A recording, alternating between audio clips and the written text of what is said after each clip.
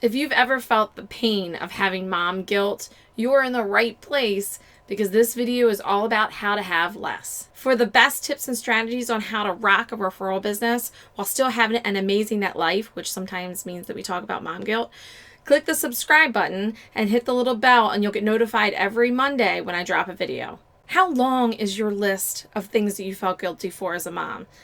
It's long, right? Mine's like out the door. So in this video, I'm going to share with you all my tips and tricks and hacks that I've learned in this journey of trying to reduce and let go of my mom guilt.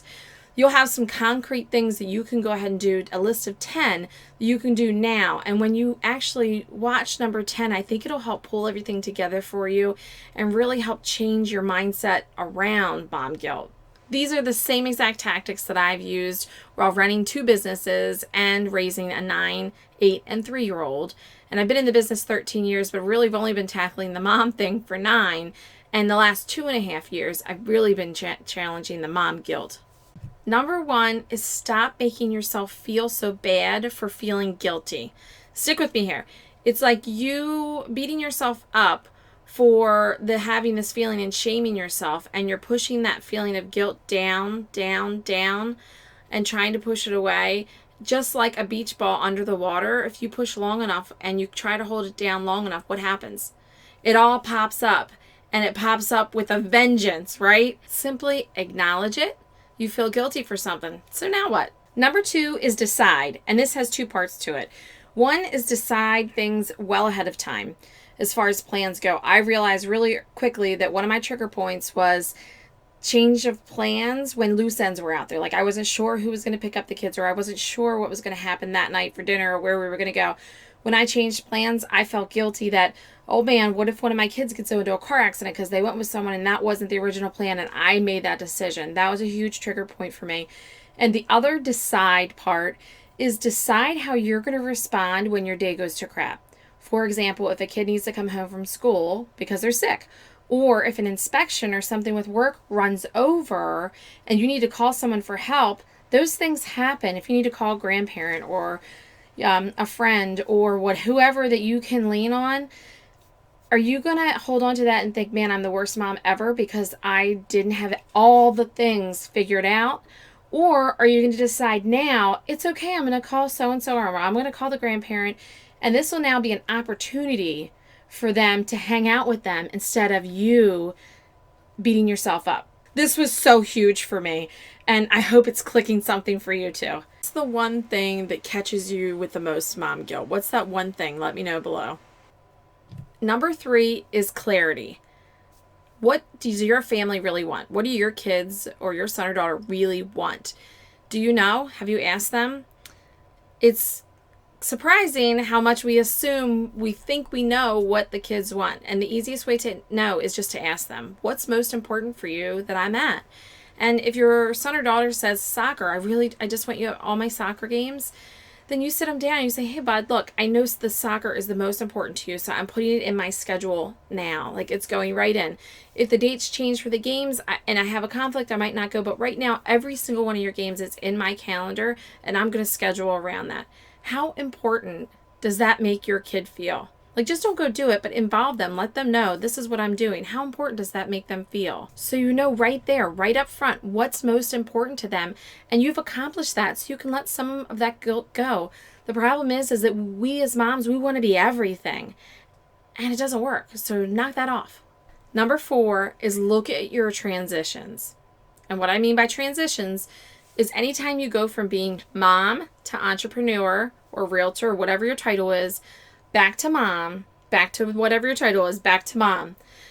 I had at one point where I was thinking it would be a great idea to be with the kids from 7 to 10 a.m. and then have a 10 a.m. call to 11 and then go back and have lunch with the kids and then go on an appointment at 3 and then come back and pick them up, and all this while shifting and taking someone to another house or dropping them off at the grandparents, which looks great on paper, but when you have a kid who cries every time you leave, if you have a small child, you might know how that feels.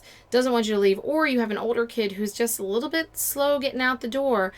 It makes the mom guilt come quickly. And you feel some massive mom guilt. So what I did is I started to stack my appointments.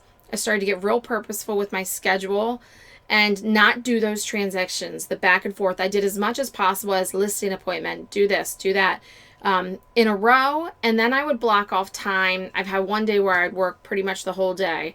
And then I would have 2 pockets of times where I knew those were my first available times for people to book appointments. And I would ask them, do these times work for you first?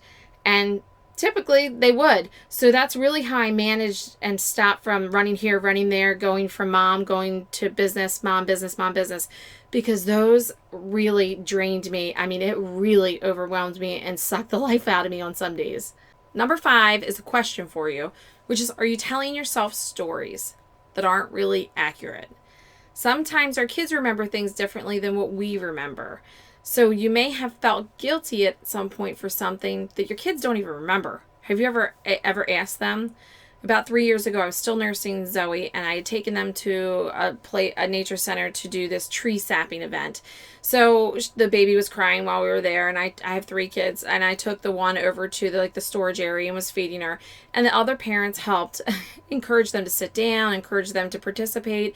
I felt so guilty that I wasn't present for that event, that I was just taking care of one kid and leaving the other 2 hanging. Well, I asked my daughter, who was 5 at the time, about that. And I said, oh, this is coming up again this year. Would you like to go? I feel bad that I wasn't, whatever. She's like, yeah, I'd love to go. That's so much fun. I'm so excited. I'm like, oh, you don't remember? Nope, she didn't remember. She had no clue. She just was happy to be there. And all of that mom guilt I put on myself. And so I'm so glad that I asked, because I had thought about that for the longest time, how bad I felt about that. And I didn't need to. She clearly had great memories, and so did my son. So just ask. Number 6 is stop looking at your phone. And hear me out with this one.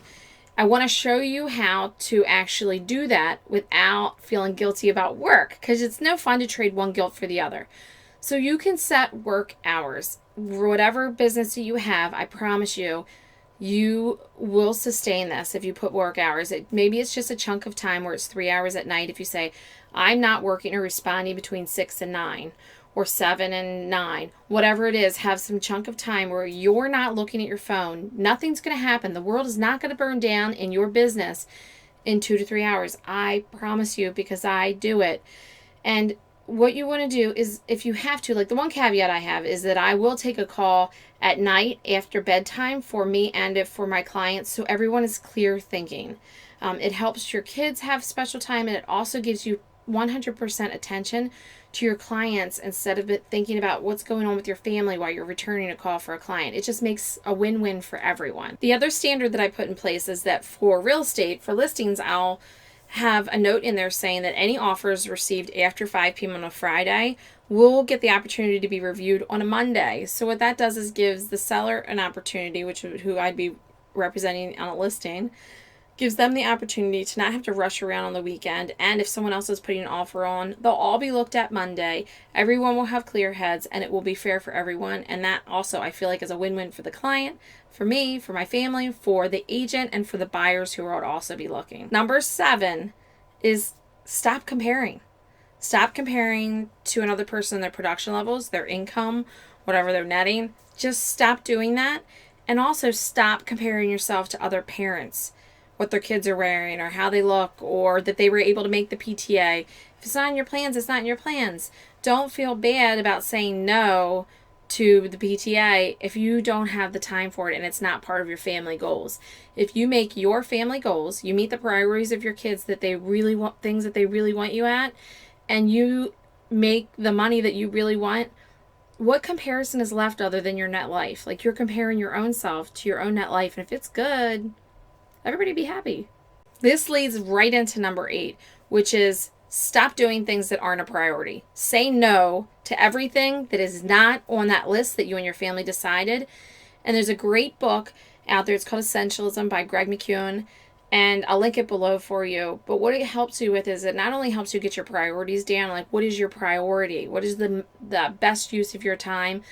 But also a huge thing here is that he shows you how to say no gracefully and in a way that has other people valuing your time and your expertise way more than they ever have before. Number 9 is say yes to your kids. And I don't mean buy them everything in the world or let them do everything that they ever imagine, But say yes to some special time with your kids, one-on-one time, and it could just be 5 minutes. And I've tried this because I read this book called Lessen by Patty Whitful, and it just helped me understand how important that, like, just a couple minutes of time helps with your kids.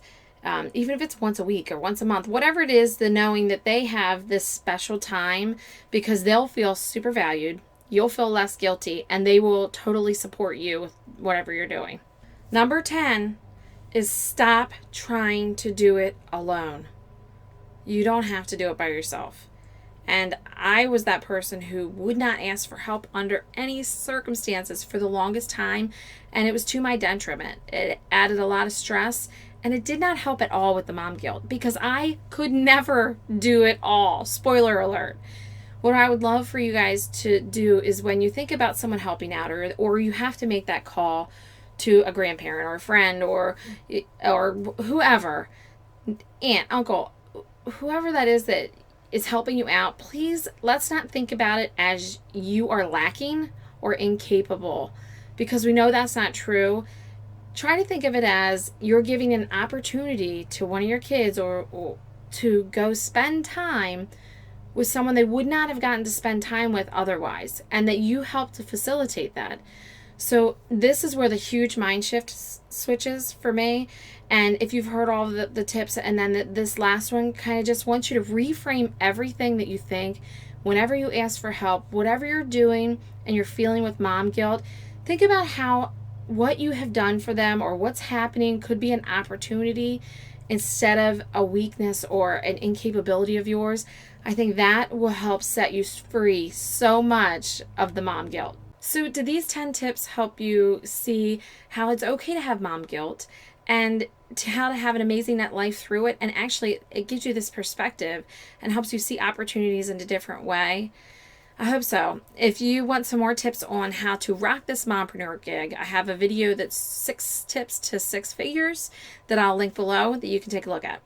Also, if you want to join a community of other moms that help support and share ideas, check out, it's called the Real Mother Hustlers on Facebook, and just ask to join and we'll approve you. Let me know below and comment with which tip kind of hit home the most and you want to do the most, because when you write it down, you see it in print, you're more likely to make it happen. If you like this video, give me a thumbs up and share it with another mom that you think this could help.